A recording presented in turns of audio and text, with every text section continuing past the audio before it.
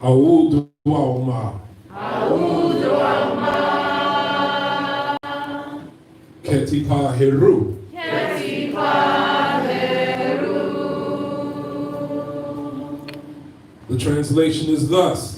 Give yourself to Naswt daily. Keep yourself for God daily. And may tomorrow be as today. We give homage to the Creator, who is like our Father, And who is like our Mother, who is everything that we can perceive, and everything that we cannot perceive, who is everything, yet is no thing, who comes to us in the form of the Naswt, who is the light of the heavens, light of the inner planes, as well as the light of our lives, who shines the light for us on the path of Ma'ati, which is a path of truth, justice, righteousness, and harmonious balance, who comes to us in the form of the light of vitality, giving us the strength and the endurance to live and act upon that which we know to be true. Homage to you, the one who shines in and through us as a beacon of light for those who are blind to the facts of their place, their position, and their responsibilities in the divine scheme of things. May we be Ma'akiru, true of thought, word, and deed, to our highest reality. Then in the moments of crises and the dark nights of the soul, when it appears that everyone and everything else has let us down. So it is, and so shall it be. Amen Ma'at. Amen Ma'at. Ma'akiru. Ma'akiru. Ma'akiru. Ma'akiru. Ma'akiru. Ma'akiru. Ma'akiru. Ma'akiru. MC, Dua. Beyond away. Beyond away.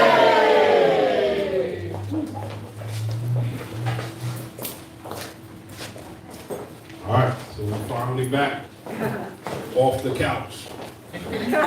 Not the casting couch, but off the couch. So off the couch, back behind the podium, standing strong. So I gotta get readjusted to the space thing, and I gotta get readjusted, people wearing muzzles. So on the couch it's more casual, like conversation, personal. In the room, but here it's more like theater. You gotta project. It's almost like you have to perform. And performing and entertaining is very essential to our people. Somehow, for some reason, we like to be entertained with our information. I believe that I've been blessed or blissed with an audience, and an audience of listeners that prefer the essence and the experience over the entertainment. I know you all appreciate the entertainment, but you all are showing up for the essence and the foundation and the experience. So here we are, we're in a new season with new concerns, or more appropriately, a new look at current concerns. Because the new conversation is coronavirus 2.0, the next level. And I know it's on people's mind about like, what is the next level? Because right when it seems like things are opening back up a little bit more, they're talking about the numbers are spiking, right? Yeah. So it's looking like you might have to go back into quarantine, or it seems like it's threatening or it's looming that we might have to go back into quarantine. So now the 500-pound elephant in the room is, can I tolerate quarantine for another 7 months? How many of you, I know some of you appreciated the rest that you got, but how many people started going stir crazy? Okay, keep it real. I was loving it, still loving it.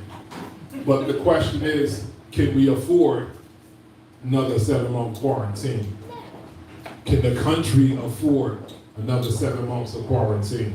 This is an appropriate topic, so we can talk about it, right? Unless y'all want to get all mystical and magical and divine energy and love. We have to speak to the issues of the day, and this is an ongoing, current, as well as a relevant issue. So, can the country afford to go into quarantine? Can we personally afford to go back into a quarantine? So now we have to go back. Is my mic good? Mm-hmm. We have to go back to the conversation we had back in March. That's when it started, right? Mm-hmm. March. And what did we say? We spoke about the importance of the mind and the mindset state, right? Remember we spoke about hashtag mind your mind, right? Because it is the mind that is the foundation of your spirituality. It is your mind that is the foundation of your spiritual practice. It is in the minding of your mind that's going to determine if you're going to succeed in your endeavor, whatever endeavor that is. It is in the not minding of your mind that is going to determine if you fail, right?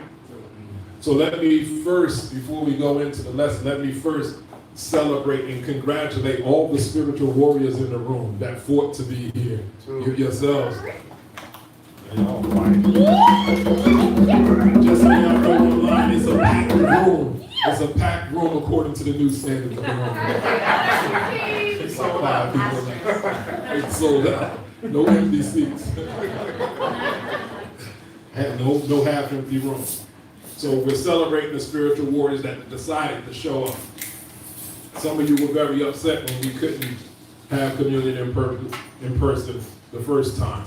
And I appreciate the emotional response to that, because sometimes when it comes to our legacy and us coming together, that's sometimes underappreciated. And I believe we began to appreciate it more over the 7 months when we couldn't get together. So now it's a whole other level. So all the people online, just know that what you're experiencing is just a virtual, a poor version of what it is that goes on in the room. A poor version of what we experience in the room. Would y'all agree? Sure. See, the online thing, it was said to be meant to bring people together, but that's more for people in other countries. So the thing is done spiraled out of control. You got people down the street that's opting to be online as though they're in Brazil or something. Big up to our people in Brazil and South Africa and Australia. We got some followers worldwide. And check this out. Even those people outside the country, even those on the other coast, you should still make it your endeavor to come here and experience what it is that goes on in the room, because you cannot get that virtually.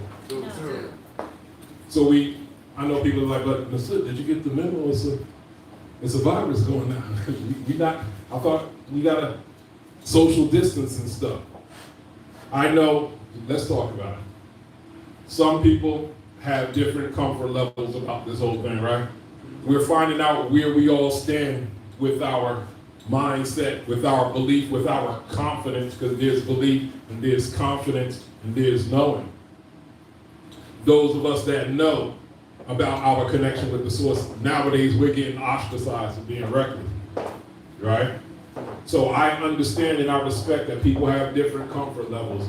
Some people are really scared. We can't ostracize people for being scared or confused. Some people are like, I don't want to get sick, because people are dying. You see what's happening? Somebody threw some juju at Trump and all of a sudden now the upper class is getting it now. I bet nobody's saying it's a hoax now. Now the rich and the wealthy are getting it in front of our faces. So I guess according to some people's standards, it's real. It's not just affecting the poor and the disenfranchised or the melanated. Everybody's going to be affected by this thing one way or another. Kind of like how AIDS affected us one way or another, directly or indirectly. Or anything that we deem is messed up one way or another, we all are affected one way or another. So some people don't want to bring anything back to their family. Fine. So we have to have this conversation to put things in perspective, right? So no disrespect to those people and no judgment to those people, but I'll say conversely, no disrespect or judgment to those of us here that are built different. Y'all understand what I'm saying? Some of us are just built different. Some of us are not scared of anything. The chief and the Naswt that y'all got is not a punk. He's not scared. He's not afraid. But Naswt, there's a difference between being fearless and foolish. That's the conversation, right? Should we be fearless, or certain people's definition of fearless, some people are defining as foolish. So what is the wisdom between fearless and foolish? Number one is preparation. I was just speaking to the Kheper on the phone yesterday. We said 30 years ago we were prepared for this day, as though it was prophesied. Not that we was on some Christian and Islamic stuff prophesizing the end of the world. We just knew it is always, when you just look at trends and the way things cycle, we knew it was always going to be a time where it could be challenging. We trained ourselves as warriors. So we prepared ourselves for a time when certain comforts might be taken away, certain amenities might be taken away. You might not be able to eat as much as you want. So we trained ourselves not to eat as much. We trained ourselves not to be so comfortable. So we found comfort in discomfort. So these little shifts, changes, and transformations didn't affect me as much, but everybody's not a warrior. But you came to this path to be a spiritual warrior. So it has to be an upgrade. So preparation. Number 2, initiation for us people in the room, and that's into the ATR paradigm. Initiation, there's preparation, so you can wear your mask, you could do the, what is the stuff we're doing, the wipes and the, sanitizers and stuff, that's preparation, but mind state is first. So if you're doing all that with fear, notice some of the most careful, scariest people got sick anyway. Because the mind state, they're doing it in fear. So 2, initiation in ATR, African traditional religion, Kemmunion, the ways of vitalism. What am I saying? You've been taught and you've been trained to use tools, right? So if your spirituality won't work for you in a time of an authentic crisis, what's it all about? Isn't this an authentic crisis that we're going around? Yes. We're not playing. We got to see if the tools work or not. So you either know how to work your tools or you're about to find out, right? I relate it to a metaphor. It's like if I got to go down this one street, my destination is at the end of the street. And then there's a thug on the street knocking cats out. And friends and families like, I know you got to go to that store at the end of the street, but I suggest you go around the corner and make yourself over there because this dude is knocking cats the heck out. See, how I'm built is, I'm like, I'm going down there. Her head is built like that, he's going down there. Kheper is built like that, he's going down there. The women like, come on, what's wrong with y'all? Y'all always looking for trouble. Don't be going down there, you might get knocked out.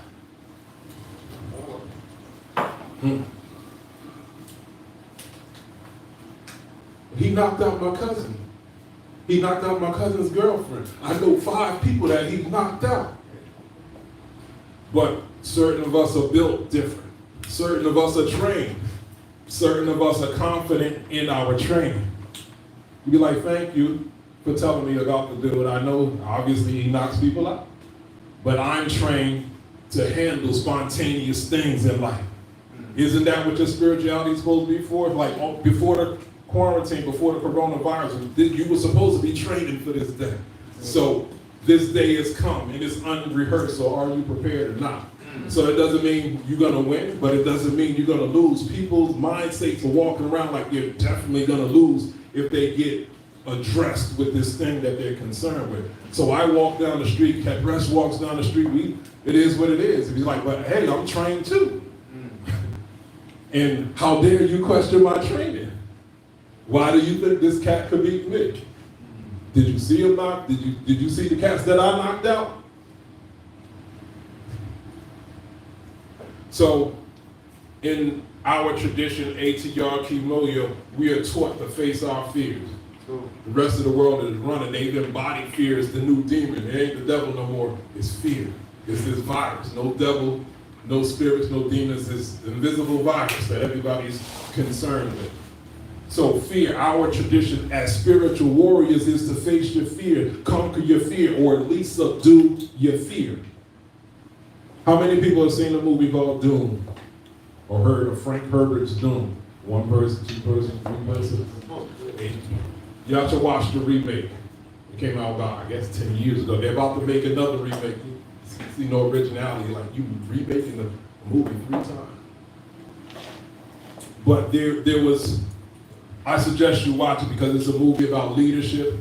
It's a movie about legacy and how legacy passes on. It's a movie about Heka. What is Heka? Power. Spiritual authority by way of words of power. It's about Heka, and more importantly, it's about myth and identity. The connection between myth and identity, how myth could take you to a whole nother level of existence. But it tells about the pros and cons of myth. It shows that how certain people over the course of time play with other people's myths. And then after you get what it is that you wanted, you decide you don't want to be part of that myth no more, the people be like, hold up, no, you're the chosen one. You be like, damn, I kind of just pimped that to get this thing done. So in playing with that myth, you fulfill certain things that the myth was supposed to do. So you can't all say, I want a life, I need my personal space. Like, no, you're the Savior. You're the one we've been waiting for. So it's showing about myth, how myth could embody, how myth could empower you, and the limitations of myth if you're not serious about activating those archetypes within. So they had a mantra, they had a hekah in there. It's about fear. It says this: fear is the mind killer. Anytime they face something that they was afraid of, they'll face it. Fear is the mind killer. I shall not fear. I shall let it pass through me. In the end, only I shall remain. That's a powerful hekah. You can take that from the movie and use it in real life. Fear is the mind killer. I shall not fear. I shall let it pass through me. And in the end, only I shall remain. Take that with any negative emotion. I will not be angry. I shall let the anger pass through me. In the end, only I remain. I shall not be bitter. I shall not be bitter. I'll let the bitterness pass through me, and only I shall remain in the end. So, this whole fear in the air of the corona is very interesting. It's very political, because I'm disappointed in certain conversations I hear coming from the conscious community about all the things that's happening now. The way information used to proliferate from this community used to set the trend for the world. So, but when it comes to this thing, it's this hush. Y'all notice that? Everybody's scared to have conversations about it. Publicly, I'm talking about. So what I'm talking about, there's a certain level of militancy and radicalism that's supposed to be part of our community, right? But when it comes to this conversation about this, everyone is self-censoring themselves. Yeah, don't be talking about that. You know, they might take your video down. It's politically incorrect to say whether you believe in it or not. Do you believe it's as serious as it is or not? And now, even in our community, we have to wait to what the scientists say. Y'all heard that one? In our community, we have to wait to see what the scientists say. So nobody wants to talk about herbs and natural health as a potential approach to this thing. Now it's almost like the people in our community think the herbs and the spiritual science is pseudo according to this new demon disease virus, right? So we got to talk about it. This thing that everybody's censoring themselves about, or don't want us to talk freely about, and we start policing each other. Oh, brother, those are not facts. You can't be misleading people, right? Nobody can have conversation. Nobody can act like an authority on it, especially if you don't necessarily believe the trajectory of the disease, or you can't say that people die if you say the wrong thing. So watch this. The word God, right? Don't we often get policed in our community for using that in the African tradition? Don't be saying God, brother. You're supposed to say Naswt. Don't be saying God, brother. You're supposed to say Oludumare. We get policed. Don't we get policed over herbs and natural living? You got to be careful of those herbs. Some herbs can mess you up. I suggest you just listen to your doctor. We be saying that in our community now because of this new demon on the scene. People that stood firm in it is now, or supported it, is not so supportive of it. But where am I going with this? Well, I spoke about God and people trolling with the word God, saying we're supposed to use Netta, Oludumare, our traditional names. Now, my question is, how many people have died from COVID so far? 200,000. How much? 200,000. How many of that is melanated folk? Just again, I don't think they did those numbers, but intuitively, what you think? It's a disproportionate amount. It's disproportionately high. It's probably like 30 to 40%, which is not in proportion to the U.S. population. So, okay, out of 200,000, how much that comes out to? 70 to 90,000. Okay, 70 to 90,000.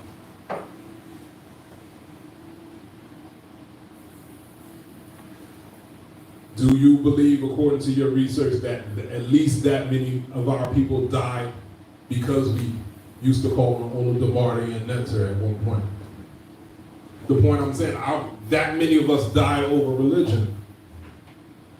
Remember they saying don't speak about this virus because if you give the wrong information, people might die. Our ancestors died because in this fight of them forcing this word of God on us.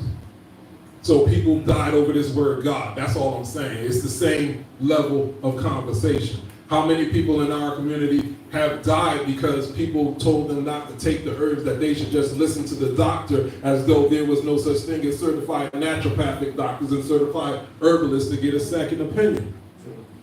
So it's at least that many people died on those terms also, right? So 52,000 people a year die just over-the-counter medicine. 90 million die just from hypertension. How many people they saying dying just of the flu? A year. 160,000. You wonder, like, how is there still so many people on the planet now? That was just 2 diseases. 90 million just for high blood pressure, 52,000 just over-the-counter medicine. 52,000 with just over-the-counter medicine. We talking about like Sudafed, cough syrup, aspirin. People are dying over that. So imagine, I ain't gonna say imagine, there's 500,000 people a year dying over pharmaceutical medicine.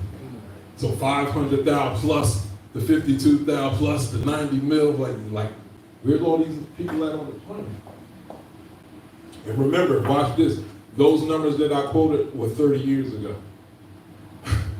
So do you think that number went up or down since then? You said probably up, right? So we're dealing with fear. Let us think about 1804. What happened in 1804? Haitian Revolution. Do you think it was a more intense situation for them then in 1804 than it is for us now? Did you know, like, remember, we talking about slavery, so getting caught outside without permission could represent severe punishment or death, right? They would meet at ungodly hours in dangerous environment, in the swamp, where alligators, crocodiles, whatever that is out there, crocodiles, poisonous snakes, to discuss revolution. So now we talk about we want to hold the candle of our ancestors. So here we are, modern days and time. You could come outside, you're not facing punishment, right? Y'all falling asleep? No. All they say is wear your mask, right? You ain't going to jail. We're not inviting you to communion at ungodly hours, right? No. We're not inviting you into a dangerous area to discuss liberation. So once again, it takes a certain level of militancy and radicalism. Even like Martin, Malcolm, and Marcus Garvey had certain levels of militancy and radicalism, right? Because they did that, they made history. We're talking about 1804 because they were radical and because they were militant. They put themselves in certain risks that scary people would say is unnecessary. But if they didn't do it, we wouldn't be talking about it. If they didn't do it, we wouldn't have the example about what we could do. So you have Malcolm, Martin, Marcus, radical, militant in their own right, and to the point where they even died because of that radicalism and that militancy. Because they died, we're speaking about them today. So a lot of our people, we want to talk about keeping the legacy of our ancestors, but we don't want to make the necessary risk to make a profound statement for our descendants. So there has to be a certain level of boldness to this whole thing. So how are we dealing with this thing? So Hemet had spoke on it briefly at the beginning. So how do we alleviate our fear using ATR? So in here, we have the oils in the air, right? The room is like smoky, right? This is spiritual technology. Our ancestors used to burn frankincense. Frankincense has what you call sesquiterpenes in it. That's the oxygenating action of the essential oil. Oxygen kills germ, viruses, bacteria. Not 100%, but it lessens it. So they used to fumigate the place. So spiritually, they'll say frankincense purges the place from evil entities, negative entities. So science would call those things germs, microbes, viruses, and things like that. So that was the old way. The new way, we have aromatherapy. So in the room, so we have the smoke, and in the room we have the vapor. So in this vapor, in this air, we have cinnamon in the air. Cinnamon is a known antiviral, known antimicrobial.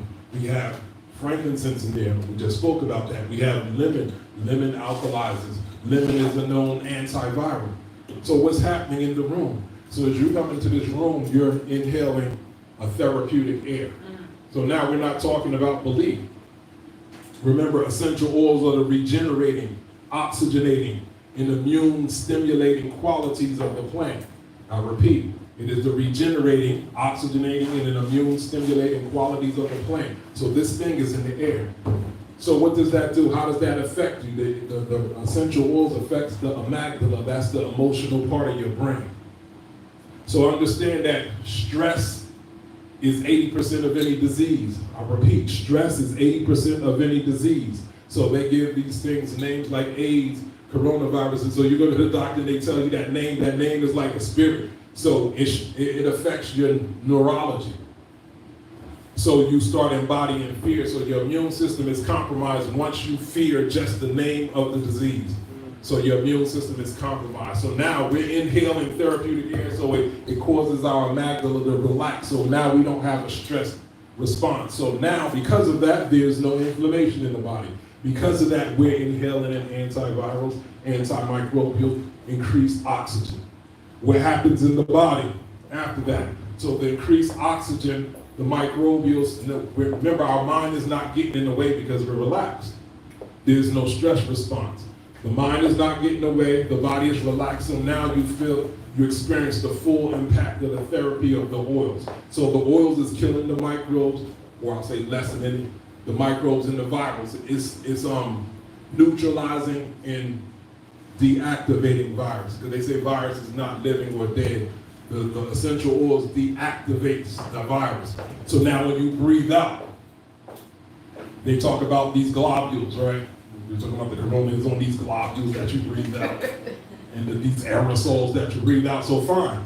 But now here you've lessened the viral load. So what you're breathing out is deactivated virus microbes. So we're still in the air, but because of the essential oils, it's deactivated. Y'all got it? Yeah. So ATR, the traditional African religion, is the missing link that science don't even know or try or care to look at in how to address this thing. So we hear about Trump, he caught coronavirus. We hear about several of the Republicans catching coronavirus. We hear about them in the meetings without the mask, right? But I bet you they didn't have aromatherapy and fumigating going on in that room, right? Right. I just heard about a Christian minister that was questioning the validity of the coronavirus, and now he's in ICU. My point is, I bet you they didn't fumigate and put aromatherapy in the air at that church, right? So ATR would be the missing link to what it is that they're looking for. But because they want to control the idea of cures and make millions of dollars, they don't want to know that the healing, the protection is pennies on the dollar. So ATR, Kemmunion. People are asking, how is this benefiting your life? You got to ask wherever we live in. Most people are talking about success, abundance, and prosperity, and that's fair. But this coronavirus got us reevaluating our lives. So how does ATR help your life? It's a fair question.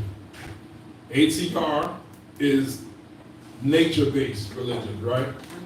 Y'all understand that? We say so. Nature are the elements. The elements for us, this is where we separate from science. For us, our belief is the elements have intelligence. While science said there is no moral code in nature. But the key to knowing whether that's true or not is kesu, which is ritual. So if you don't perform ritual, you would never know the reality of that. Because through ritual, we have a different experience with these elements that they say have no intelligence. So ATR is about getting aligned with nature first, not about just success, abundance, and prosperity. That's second, is getting right with nature. So in our tradition, we know there's certain ceremonies, kesu, that's supposed to be done outside in the sun. We know that there's certain kesu that's supposed to be done on the ground or with the earth. We know that there's certain kesu you're supposed to do in the water or with the water, right? I know it sounds redundant, be like, Naswt is always talking about the elements and stuff. But the power in the church and the rest of them religions is in their redundancy. We start getting up people like myself. Sometimes we get up here and feel like we got to keep taking people through different levels, and then we find out that they never got the foundation. So everything that they're trying to build falls short because the foundation is right. So what qualifies you for next level is mastery of the basics. So we got to keep going over these basics till you get it. ATR is to get you aligned with nature first. Remember, nature is for us is God.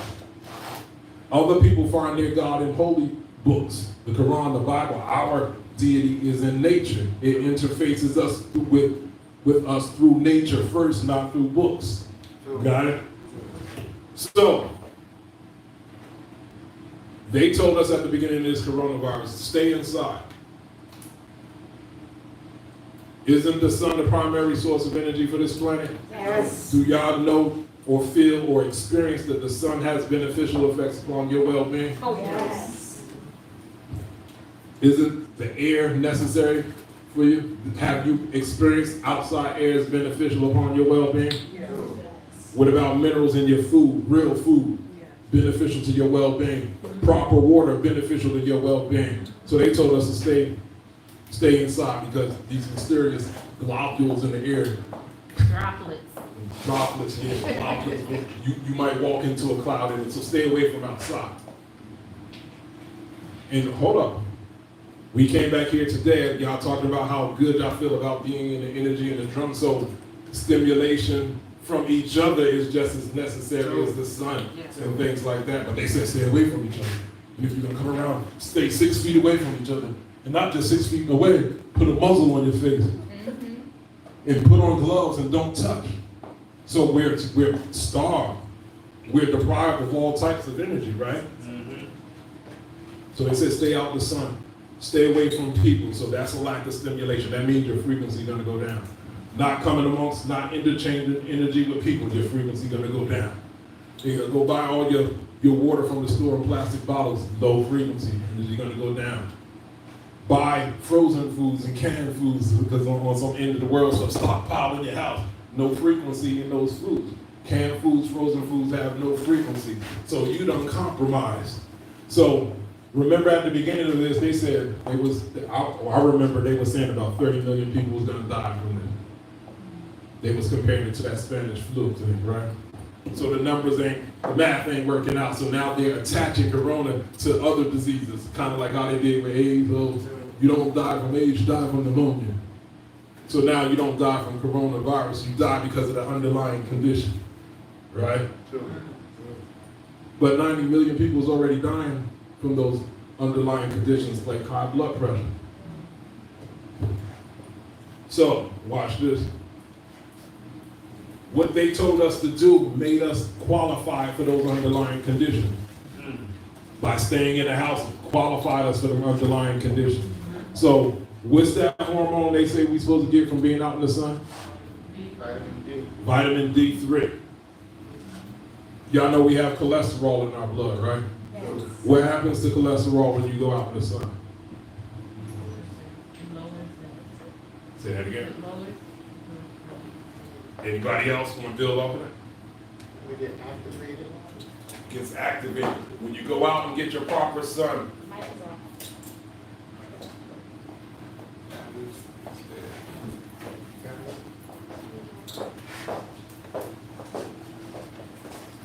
The mic follows the rules of quarantine. Didn't stay on the sun in there. Now it's dead. It didn't get proper stimulation. All right, so when you go out into the sun, the cholesterol gets transformed into vitamin D3. So So you see the enigma. So when they tell you to stay out the sun, cholesterol is bad. So you stay in that, so cholesterol turns into contributes to hypertension. So staying inside is one of the worst things you can do. It contributes to the preconditions to make you susceptible to that thing. Water or air. So if you're not going out and you're not breathing deep, that means your lungs is not getting this full capacity of oxygen. So now your lungs are going to be compromised, making you therefore susceptible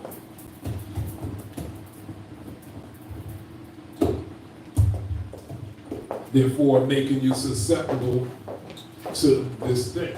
Because that virus primarily affects your respiratory system, right? So if you're not going outside, not breathing deep, your breathing is compromised. Minerals, the earth. So if you're not getting the minerals, I think we said at least you need 103 minerals in order for your body to work optimally. I think we went over that most food is only getting barely 7. So the body's underperforming.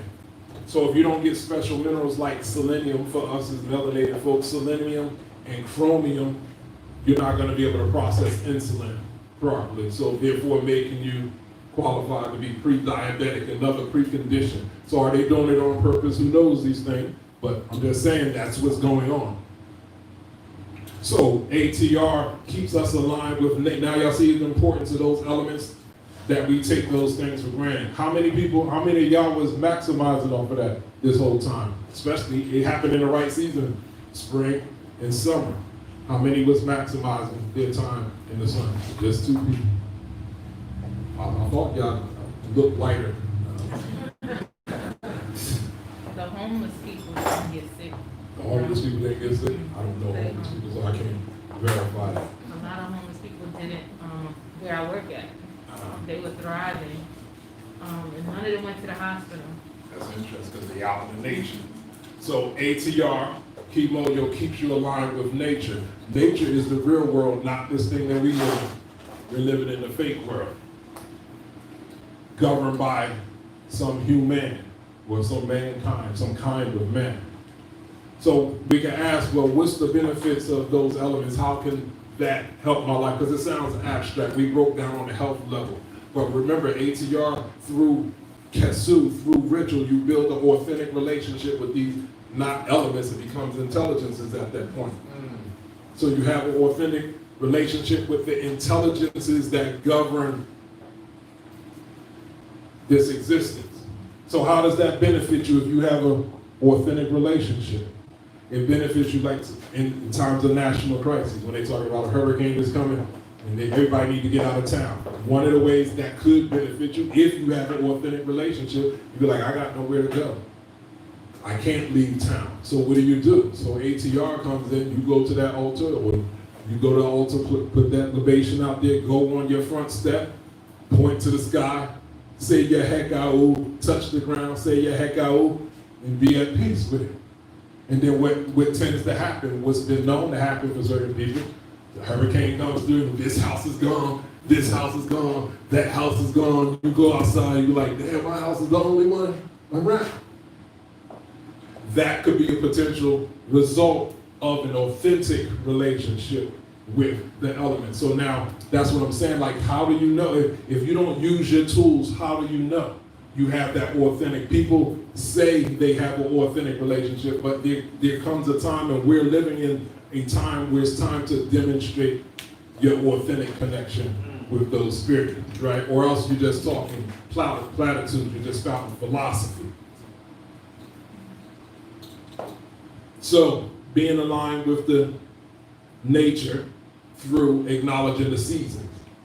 In the seasons, there's cycles, and within cycles in the seasons. So if you're in tune, if you have an authentic relationship with the seasons, with the intelligence of the seasons, you will always be informed what to do, how to move, when to move. People with authentic relationships to spirit are never stuck. True.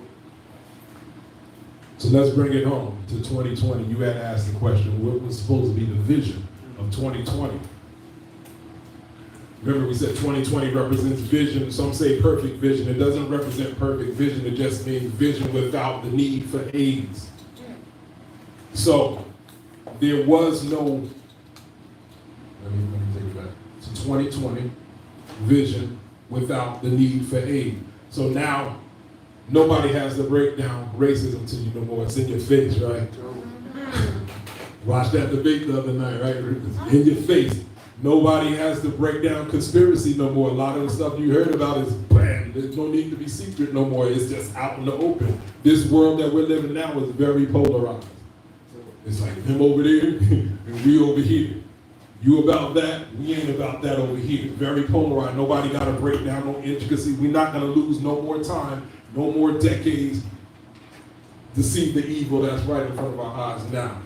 Economics, nobody needs to break down the importance of economics now. We're experiencing the importance of economics on how we could have, would have, should have, needed to do, and what we need to do going into the future, right? And check this out.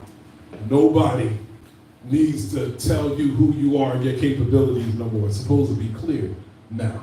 We should not and we will not be spending the next 10 years convincing you who you are, what you can do. That's supposed to be clear now. That was the key to prosperity. Remember, I think I remember I said this is the year to get that bag. And then the corona hit. You know, I thought this said this is the year to get the bag. This is the year for the disenfranchised to get the bag. Those who are on top are suffering now. And those on the bottom, if they were paying attention, if they were aligned, if they were being in tune, if they were following the reading, if they had their plan, if they had their passion, they had their energy up, they're positioning themselves for that success. So 2020 breaks down to 4. 4 represents foundation. So this ain't about getting deep out in that way, it's about getting deep in your foundation. So whatever it is that you think you want, do you know the basics of that? Do you know the foundation of that? Have you mastered the foundation of that? Because the only way you're going to be able to build off of it is if your foundation is strong. That's what this year was supposed to be about, building your foundation, because you will not, or you will be required to weather the storm. We're in the season of a storm right now. If your foundation is not strong, you're going to get swept away. That is the vision of the year. To see what's clear, white, and right in front of your face, and to have your thorough foundation.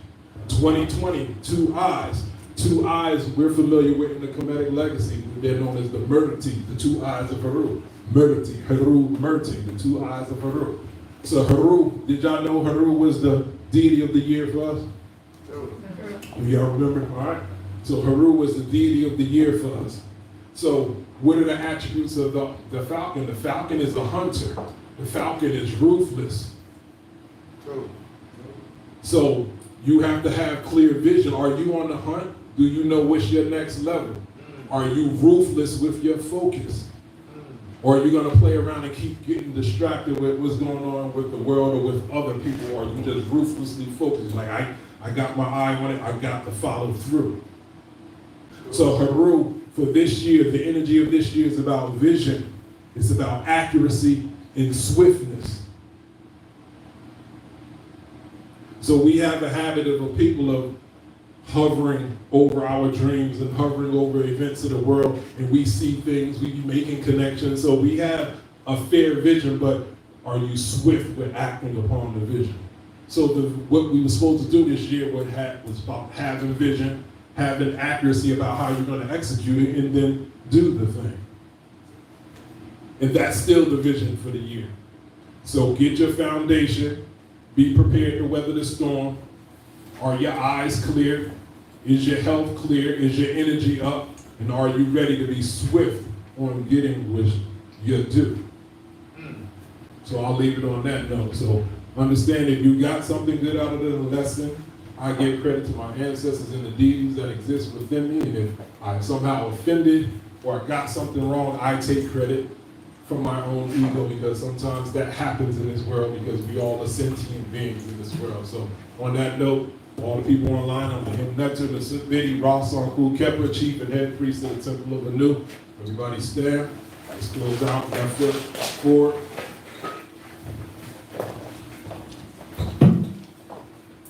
You say Shimmy and Matep.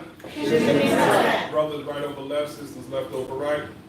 D and U, Uncle Johnson. D and U, Uncle Johnson. Open up, give energy around the room. Bring it into the heart. Round out. On the count of 3, stomp up and close out your right foot. Wa, salute, shemek. All right. Well, that's right. To those of you who are online, thank you again so much for joining us. I want to encourage and thank you for making your donations today to support our service and our mission and our vision. You can do so on Cash App, $ Temple of Anu, or by PayPal, which is templeofanu@gmail.com. Additionally, we are continuing registration for Kemmunion in the Cloud. Please register today so you can join us on October 24th. We will be back here for communion in 2 weeks. And we'll see you then.